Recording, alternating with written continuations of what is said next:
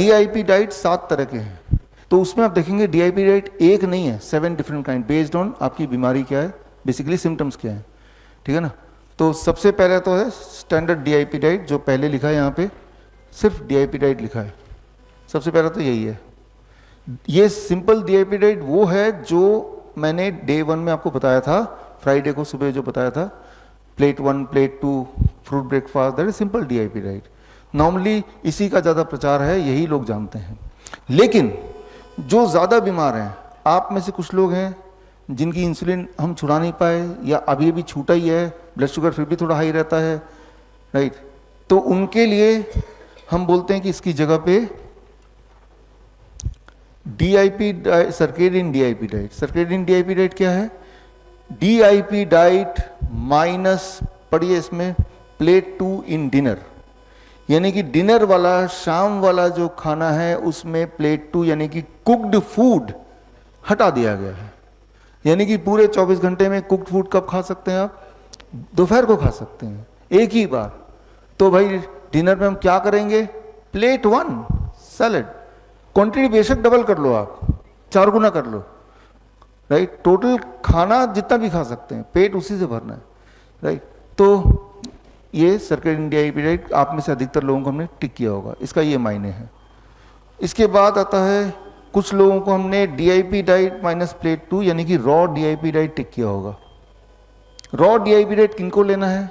जिनके mouth ulcer है, mouth cancer है, जिनके स्टमक में अल्सर है, पेट में, जिनको कोलाइटिस है, कोलोन की दिक्कत है, जिनको मान लो यूटीआई है या पाइल्स है, तो ये फूड पाइप में कहीं भी जख्म है तो आपको अपना प्लेट 2 पूरी तरह से कुछ दिनों के लिए बंद करना पड़ेगा, जब तक कि वो जख्म हील ना हो जाए। वो 5 दिन से लेके 25 दिन तक कुछ भी हो सकता है, डिपेंडिंग ऑन वो जख्म कितना बड़ा है, राइट। और कैसे पता चलेगा कब तक लेना है? जब आपको लगे कि वो जख्म भर गया, यानी कि दर्द चला गया, सूजन चली गई, ब्लीडिंग चली गई, ठीक है, प्लेट 2 ऐड कर दो। पहली बार जब प्लेट 2 ऐड करेंगे तो दोपहर को ऐड करो, फिर अच्छा लगेगा तो फिर शाम को भी ऐड कर लो, यानी कि स्टैंडर्ड डीआईपी डाइट में अपने आप को कन्वर्ट कर दिया, ठीक है ना। जिंदगी भर नहीं लेना रॉ डीआईपी डाइट, ठीक करने के लिए लेना है, फिर आप नॉर्मल डीआईपी डाइट में आ जाएंगे। नॉर्मल डीआईपी डाइट में आने के लिए भी एकदम से जम करके नहीं आना है, पहले सर्केडियन डीआईपी डाइट कुछ दिन कर लेंगे, मान लो 10 से 15 दिन, फिर इस पे आएंगे, है ना। तो ये हो गया, कुछ लोगों को हमने रॉ डीआईपी डाइट टिक किया है। कुछ उसके बाद डीआईपी डाइट सॉफ्ट हम उनको टिक करते हैं जो कि जिनके जो चबा ही नहीं पा रहे हैं, अंदर ऐसा अल्सर है या ऐसा ट्यूमर है, चबाते हैं तो दर्द करता है, या दांत ही नहीं है तो नहीं चबा पा रहे हैं। तो सॉफ्ट का मतलब है कि हर चीज़ को स्मूदी फॉर्म में, सूप फॉर्म में, जूसेस के फॉर्म में, शेक्स के फॉर्म में, और साथ में वो जो अमली है फर्मेंटेड फॉर्म में, फर्मेंटेड ड्रिंक के फॉर्म में लेना है। इनकी रेसिपीज़ भी हम आपको दे देंगे, राइट, पूरी तरह से, ताकि आप सॉफ्ट डीआईपी डाइट बना पाएँ। तो ये थोड़े से हैं आप ही में से जिनको टिक किया। फिर आता है डीआईपी डाइट स्टीम्ड। आप में से कुछ लोगों को डीआईपी डाइट स्टीम भी टिक किया। आप में से वो लोग जो बोलते हैं कि हमें तो ब्लोटिंग हो रही है, हमें तो गैस बन रहा है, तो प्लेट 1 सैलड को थोड़ा स्टीम कर लेंगे तो वो स्टीम डीआईपी डाइट बन गया। किसको टिक किया होगा या कौन ले सकता है जिसको रॉ सूटेबल नहीं हो रहा है? कैसे पता चलेगा रॉ सूटेबल है कि नहीं? आपको इंडाइजेशन हो जाएगी, ब्लोटिंग हो जाएगा, तो समझ लीजिए कि वो सूट नहीं कर रहा मुझे। कितने प्रतिशत? 5% लोगों का ऐसा ही होता है। तो वो 5% लोग अगर अपने आप को आइडेंटिफाई कर रहे हैं तो खुद ब खुद आप अपने आप को स्टीम डीआईपी डाइट में कन्वर्ट कर सकते हैं। फिर आता है 0 ग्रेन डीआईपी डाइट।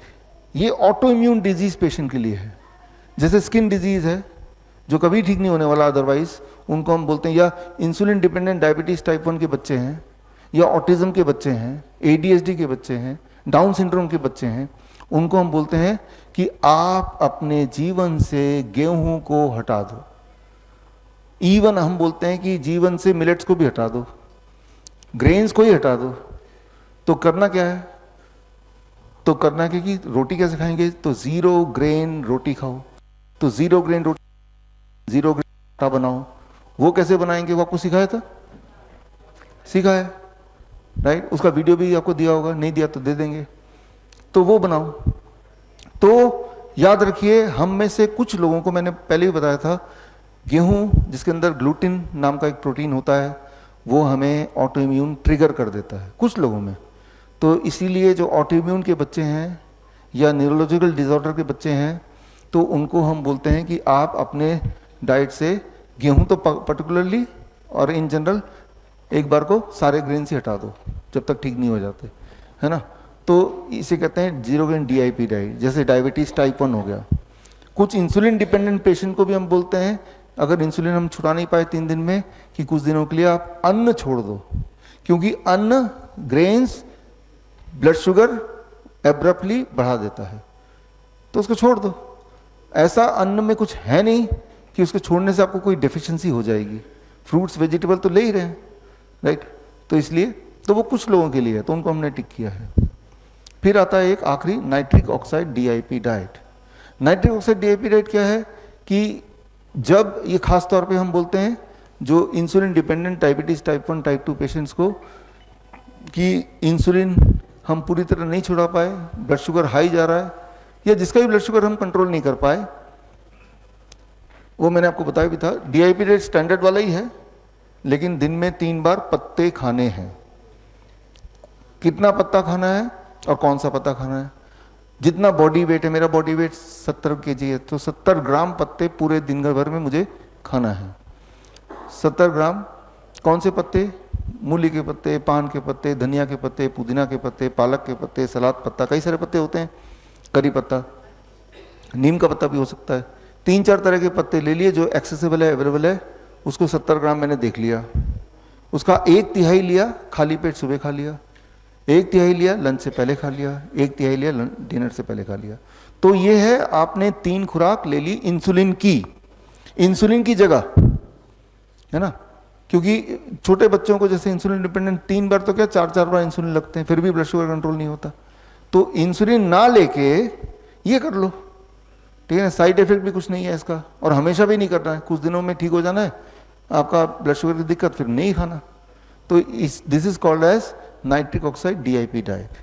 तो इस तरह से हम अपने सूझबूझ से आपके लिए क्या सूटेबल होगा वो हमने टिक करके दे दिया।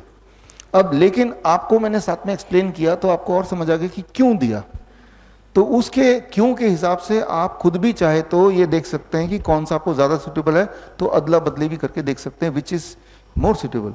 बड़ी से बड़ी बीमारी का आसान से आसान इलाज घर बैठे ही हो सकता है। अधिक जानकारी के लिए कांटेक्ट करें nearest Dr. BRC Clinic @ home।